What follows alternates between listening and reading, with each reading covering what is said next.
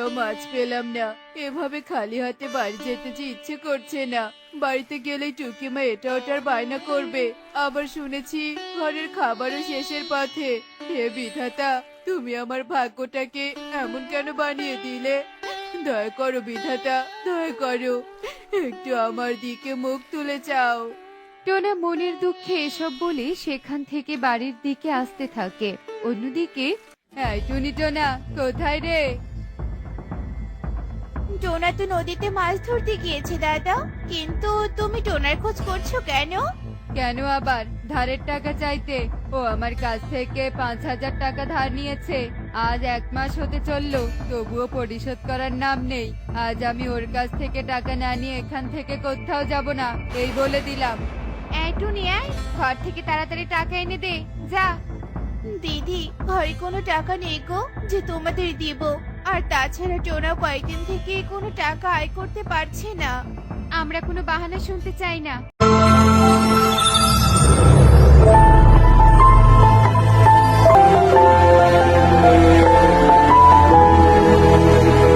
আজ আসুক টোনা, তারপর দেখাবো মজা। এই যে এসেছে নবাবজাদা।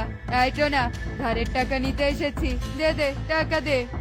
দাদা, আমার কাছে কোনো টাকা নেই। আজ নদীতে কোনো মাছও পাইনি। তুমি আর কটা দিন অপেক্ষা করো দাদা, আমি তোমার সব টাকা পরিশোধ করে দিব। আর কোনো অপেক্ষা করতে পারবো না, অনেক করেছি। টাকা নিতে এসেছি, জলদি টাকা দে, নয়তো খুব খারাপ হয়ে যাবে, এই বলে দিলাম। দাদা, তোমার কাছে হাত জোর করছি, দয়া করে আর কয়েকটা দিন সময় দাও না। আমি সবার আগে তোমার টাকাটাই শোধ করে দিব, এই আমি তোমায় কথা দিলাম। মানে হয়েছে হয়েছে, আর কান্নাকাটি করতে হবে না। এত করে যখন বলছিস, আমি তোকে 3 দিনের সময় দিলাম। 3 দিনের মধ্যে টাকা না দিলে আমি যা পাবো তাই নিয়ে যাব, এই বলে দিলাম। চলো কাকুলি। এই বলে কালু কাকুলি সেখান থেকে রেগে চলে যায়। টুনি টোনাকে বলতে থাকে, টোনা, সকালে কবুতর দাদাও ধারের টাকা নিতে এসেছিল। আমি হাত জোর করে 5 দিন সময় নিয়েছিলাম। এত এত ধারের টাকা কিভাবে শোধ করবে টোনা? আমার যে চিন্তায় কিছুই ভালো লাগছে না। হে বিধাতা, আমাদের কেন গরিব বানালি? টুনি, ভেঙে পড়ো না, শান্ত হও। বিধাতা একদিন না একদিন আমাদের দিকে মুখ তুলে চাইবেই চাইবে। সেই একদিন কবে আসবে গো? আমি যে আর সহ্য করতে পারছি না। আজকে সকালে টুকি স্কুল যাওয়ার আগে খাবার নিয়ে অনেক বায়না করেছিল। বারবার মাংস ভাত চাচ্ছিল, কিন্তু আমি দিতে পারিনি। টুনি, আমাকে ক্ষমা করে দিও তোমরা। আমি ব্যর্থ বাবা, ব্যর্থ স্বামী। হে বিধাতা, তুমি আমাকে তুলে নাও। এত অপূর্ণতার মাঝে বেঁচে থাকতে চাই না।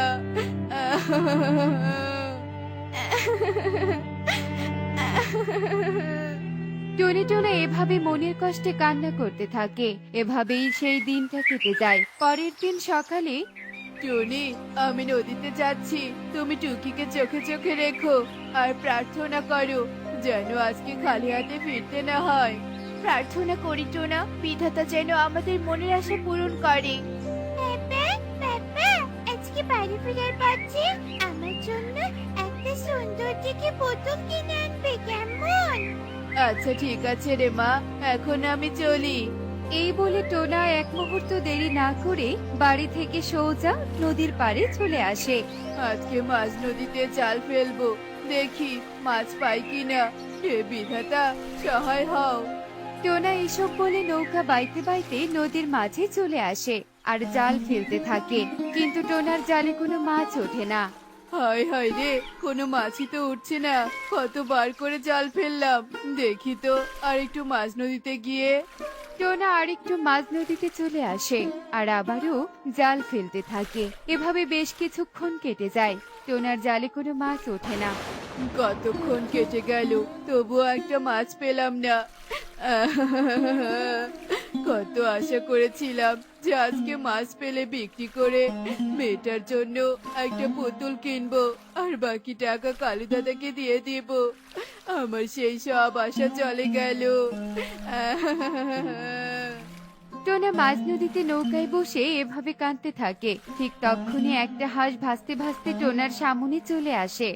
Pack pack pack pack. এই পাখি, মাঝ নদীতে এভাবে কাঁদছো কেন? কি হয়েছে তোমার? Pack pack pack pack pack pack. আমার জীবনটা দুঃখে ভরা, তাই কাঁদছি আমি। কি দুঃখের কারণে তুমি কাঁদছো? খুলে বলো তো শুনি। শুনতে চাও? শোনো তবে।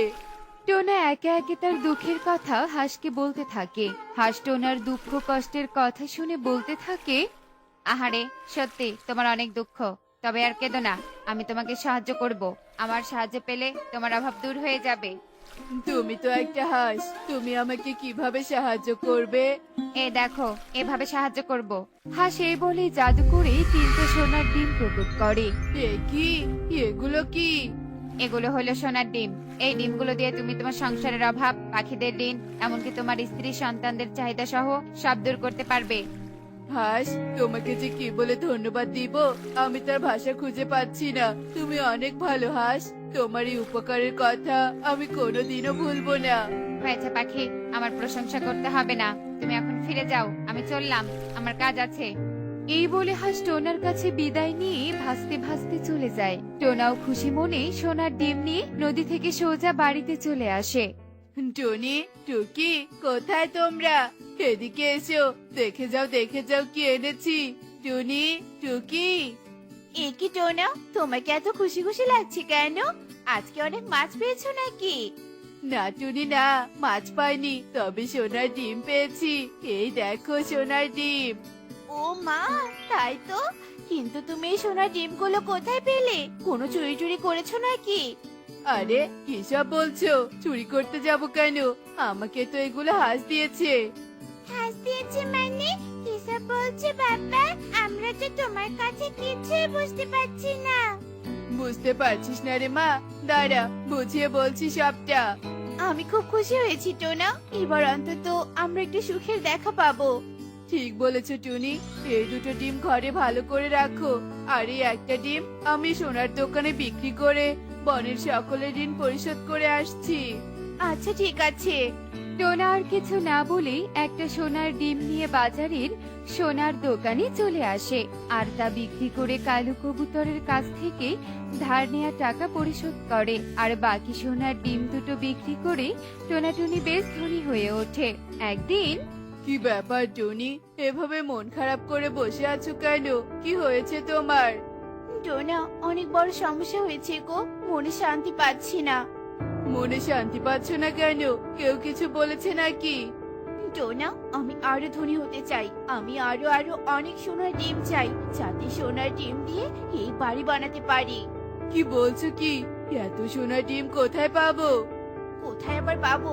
তোমাকে যে হাঁস সোনার ডিম দিয়েছে ওই হাঁসের কাছ থেকে নেব। টুনি, তুমি ভুল ভাবছো। ওই হাঁস এত ডিম আমাদের দিবে না। না দিলে ওকে জোর করে ধরে বন্দি করব, আর তারপর ভয় দেখিয়ে অনেক অনেক ডিম নিয়ে আরো ধনী হব, বুঝেছো? এগুলো লোভ টুনি, বেশি লোভ করা ভালো নয়। আমাদের যা আছে তাতে সন্তুষ্ট থাকা উচিত। তুমি বেশি কথা বলো না টোনা, চলো এক্ষুনি ওই হাঁসের কাছে যাব আর ওকে ধরে নিয়ে আসবো। এই বলে টুনি জোর জবরদস্তি করে টোনাকে নিয়ে মাঝ নদীতে চলে আসে আর হাঁসকে খুঁজতে থাকে। খুঁজতে খুঁজতে এক পর্যায়ে হাঁসকে পেয়ে যায়। হাঁস টোনাকে দেখে বলে, আরে টোনা, তুমি এখানে? তা কি কারণে এসেছো? আমরা তোমার কাছে আরো অনেক সোনার ডিম নিতে এসেছি। আমাদেরকে নৌকা ভর্তি সোনার